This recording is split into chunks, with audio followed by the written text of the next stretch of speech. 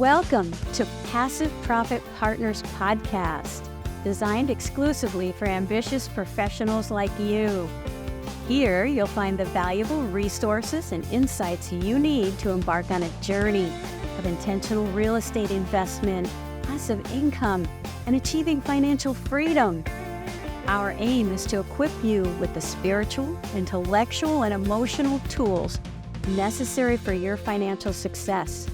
Join us in uncovering the treasures of wisdom and practical tools that have enriched the lives of our community.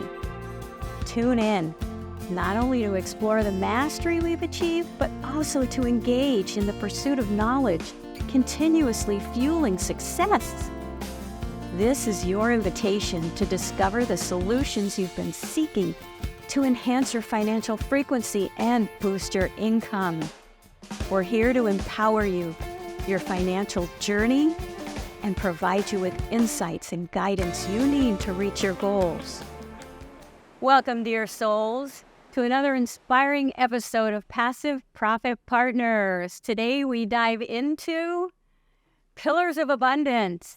In this exciting episode, we talk about the techniques that have allowed me to receive and expand my resources for a prosperous life. Let's expand your journey. Let's empower your journey, your financial journey right now. You have to work hard to create any kind of future. Get a job, work at it 30 years, and create a retirement, and then sit in your rocking chair and read books and drink coffee. I don't know. But we don't do that anymore. Today's economy, today's world is very mobile, very transferable, very changeable. The only thing we know for sure is change and uncertainty, so we have to get comfortable with uncertainty and change and expect it and even embrace it. I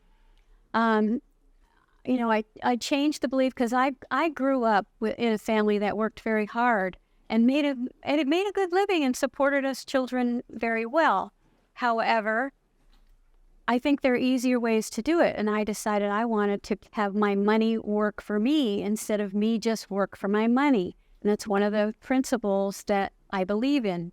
So working smarter is creating passive income, creating projects that bring you larger amounts of income in one shot instead of little bits at a time.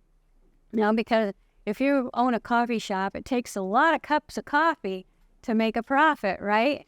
Now, there are coffee shops like Starbucks, but how many Starbucks are there, right? So they make a big income. It's about scaling. One mom and pop coffee shop will make a nice living. 50 Starbucks is going to create wealth. Scaling a business. So if you want to create a business that scales, you want to buy appreciating assets, you want to create passive income. That's working smarter. And then, how do I say this? One needs to be content. You have to be happy with what you have and are today. You have to start from where you are.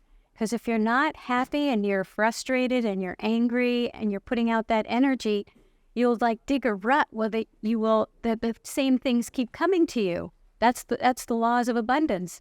But if you can get comfortable with this is my starting point and this is my process of how I'm going to move from here to here, and you move from anger to frustration and frustration to neutrality and neutrality to a little smile and then smiling to laughter, you have then gotten happy, and it's called Abraham Hicks does this. It's called segment intending, where you can't necessarily jump from anger to happiness, but you can move in increments and change your state and get content. So my suggestion is to experiment with techniques for you to embrace where you are now and be content with that.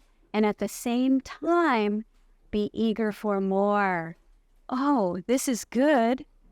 This will be better, and look for the good so you can create better and best. Seek counsel.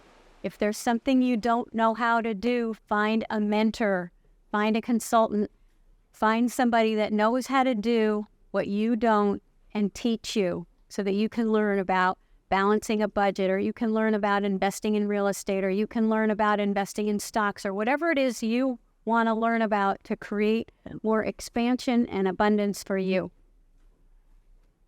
So yes, now I'm very happy to talk about another Abraham Hicks tools where we play a game, because games are fun.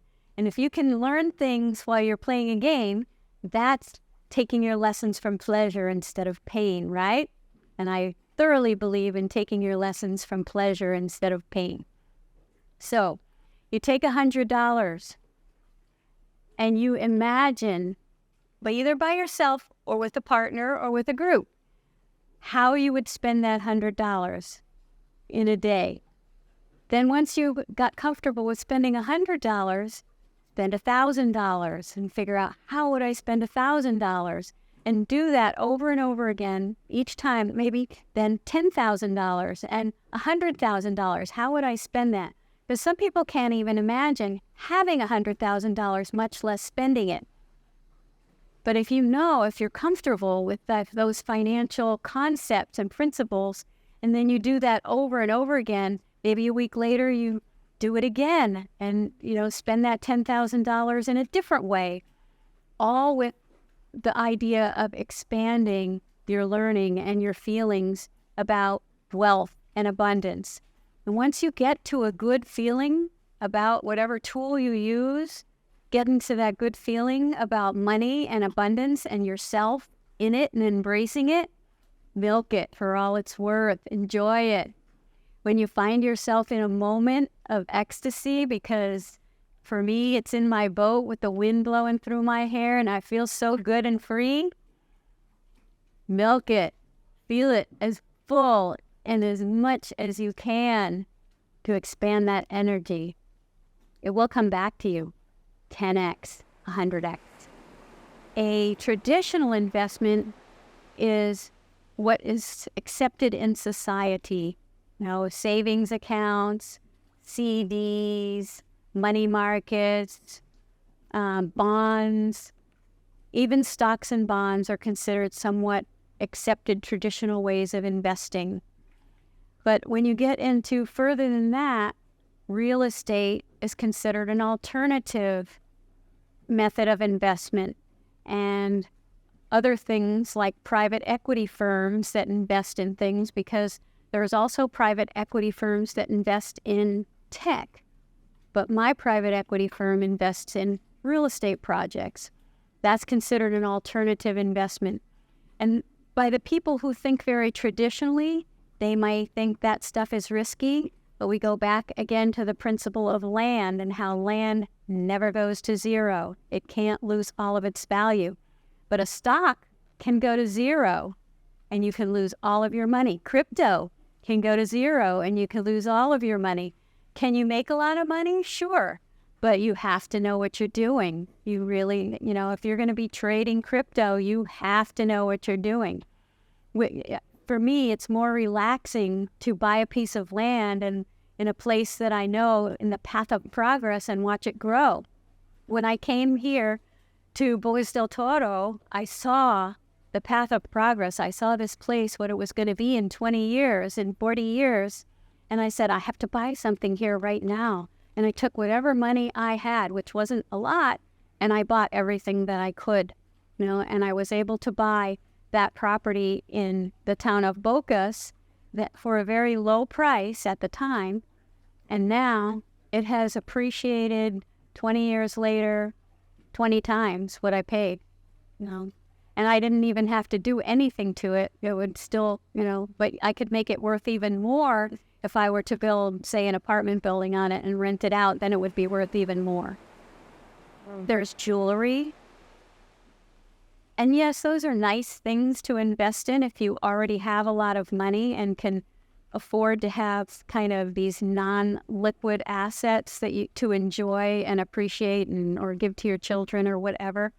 But as far as if you're just starting out, I would say stick with the basics. What I invest in primarily. I have most of my holdings in real estate. That's what I'm comfortable. But I also diversify because I have, United States and Panama. And then I have a little bit of gold, a little bit of stocks and bonds. But I've taken all my money out of my IRA and 401k because I believe that the government has too much control over that, and I want to have control over my money. And there's something called, if you do have an IRA, then you can put it in something called a self-directed IRA, where you're allowed to say where it gets invested in instead of allowing someone else to choose those investments for you. And that may or may not be a good thing for you. That's something you have to evaluate for yourself, but it's certainly a possibility that you want to open yourself up to and consider. Well, I would encourage people to look beyond the borders, because if you think that you're diversified just by buying in the United States, yes, you are to an extent if you have things in different states and not just your hometown. But then and I did start out that way, where I'd invested in Colorado, and then I expanded to Florida, and then I expanded to Wyoming, and I had at one point real estate in 5 different states. But I wanted to move my assets, or some of my assets, overseas, because that was yet another layer of protection, of giving me more control over my future and being able to take advantage of the low prices here. The prices for waterfront property in Miami are 100 times more than the prices for waterfront property here. So I could afford to buy more and wait for it to appreciate than I could there. Does that make sense? So that's one type of diversification within your real estate. And then owning different types of properties. I think one of the best is apartment buildings, if you can, to go in with friends and buy an apartment building, and you'll have cash flow and appreciation and depreciation. Those are wonderful benefits. Then if you can continue. You want to diversify, own your own business, have a side gig. When you're young, you have so much energy, you can put it into all these things. And as you grow older, then you would change those things into totally passive income until you're living off your investments alone. And then you can choose what I call passion projects. And that's the state where I'm at now. My projects are passion projects. I don't have to do them. I live off my investments, but I want to do them because I want to share my knowledge and my magic with others on how to do this. Thoughts turn into things. So pay attention to what you're thinking every moment of every day. Become aware. And when and if you're thinking a negative thought, use your tools to shift it to a positive thought. And think positive thoughts as much as possible. And milk those thoughts when you're feeling really, really good. And the more you do that, the more the abundance of the universe will come to you. I really believe that. Passive Profit Partners is a private equity firm dedicated to building genuine wealth through purpose-driven real estate investments, delivering above-average returns for our investors while diversifying their portfolios.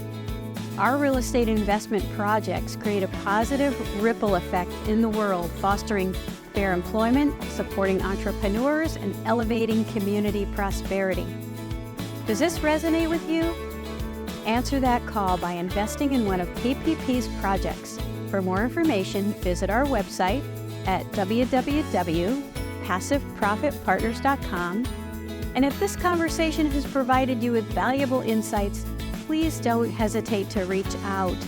It would be an honor to connect with you and confirm that our message is making an impact. Subscribe and give us a like to stay updated with our latest developments.